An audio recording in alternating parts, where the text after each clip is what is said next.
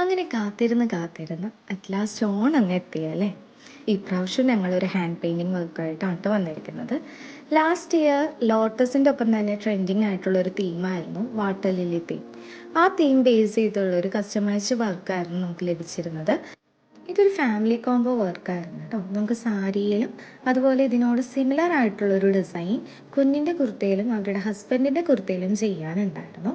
നമുക്ക് പെയിൻറ്റിങ്ങിൻ്റെ വീഡിയോസ് അധികം ക്ലിപ്സ് ഒന്നും എടുക്കാൻ പറ്റിയില്ല, ബിക്കോസ് അത്രയും തിരക്ക് പിടിച്ച് ചെയ്തുള്ളൊരു വർക്കായിരുന്നു.